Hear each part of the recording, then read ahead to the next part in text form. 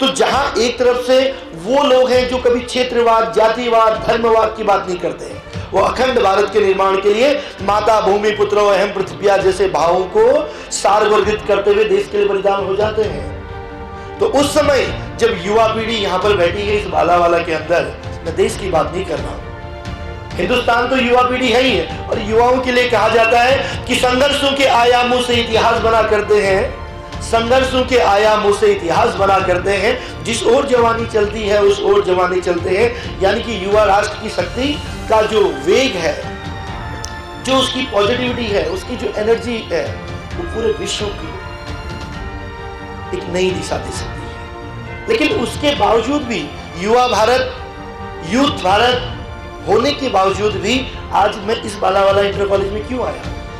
क्योंकि हम सब इस भारत को अगर विकसित राष्ट्र बनाना चाहते हैं तो भारत विकसित तब होगा जब हम विकसित होंगे। हम अगर विकसित होंगे तो हमारा परिवार विकसित होगा।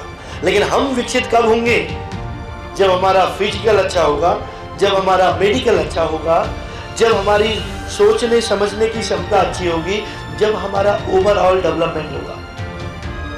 सर लोग पढ़ाते हैं, कई गुरुजी लोग रिटायर होने के बाद भी पढ़ा रहे हैं, आपकी मैम लोग हैं, सब लोग अपना बेस्ट दे रहे हैं। इसलिए कि यही देश सेवा है।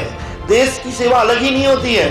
देश के बॉर्डर में एक जवान जो खड़ा है वो अपनी ड्यूटी कर रहा है, लेकिन देश के अंदर जो जवान हैं, जो युवा पीढ़ी है, वो भी तो भारत माँ की रक्षा के लिए अपना काम करें। इस समय आपको कहीं लड़ाई करने नहीं जाना है, इस समय आपको बॉर्डर में नहीं जाना है, लेकिन जो काम आपको दिया गया है, जो काम आपके गुरुजी को दिया गया है, जो काम बच्चों का है, अगर वो ईमानदारी से कर लें तो उससे बड़ी देश सेवा कुछ नहीं हो सकती है। क्योंकि आज का युवा कल का ही देश का भविष्य होगा। यानी कि आज आप जब बड़े होंगे, जब आप हमारी एज में आएंगे, जब उससे भी आगे जाएंगे, उस समय इस देश को आप लीड करेंगे।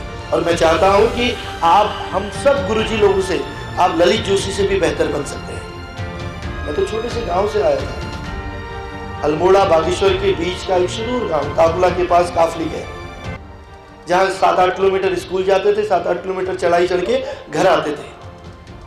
आप सोचिए, आप तो इतनी सुंदर जगह में हैं कि मुझे यहाँ पर आके बड़ी पॉजिटिविटी मिलती है। जरूरी नहीं है आप अंग्रेजी मीडियम में पढ़े हैं तो ही आप आगे जाएंगे। कौन कहता है कि इंग्लिश मीडियम में पढ़ने वाला ही इतिहास रचता है? आप इतिहास के पन्ने पलट लीजिए। जिन बच्चों ने मिट्टी कंकड़ पत्थर का, जिन बच्चों को एहसास होता है, जो बच्चा अभाव में रहता है, जिन बच्चों ने संघर्ष किया होता है, वही बच्चा इतिहास बनाता है। तो आप सौभाग्यशाली हैं कि आप इस विद्यालय में पढ़ रहे हैं। तो केवल अपने आप को सेल्फ मोटिवेट रखिए, केवल अपनी संगत अच्छी रखिए, अपनी दोस्ती अच्छी रखिए, अपने आप को अच्छा रखिए। और अगर राष्ट्र के लिए कुछ करना है तो केवल अपने माता पिता का अनुसरण कीजिए कि मुझे अपने माँ बाप के जीते जी कुछ अच्छा करना है, मुझे अपने मम्मी पापा के रहते रहते जो सपने वो पूरा नहीं कर पाए, मुझे करना है।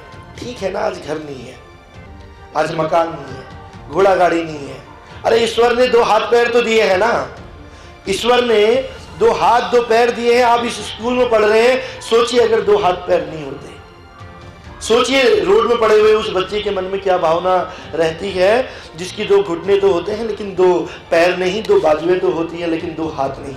सोचो ना कि जब आप घंटा घर इधर उधर जाते हैं तो बच्चे रोड में रेंगते हैं, आप कहीं क्रॉसिंग में जाते हो, बच्चे खड़े होने की कोशिश करते हैं या रगड़ के जाते हैं। आपने सोचा कभी, तब जाके कभी मन में ये भाव आए कि मैं गरीब हूं या आप गरीब हैं या वो गरीब है? तो आप देखोगे कि ईश्वर ने आपको बहुत अमीर बनाया है।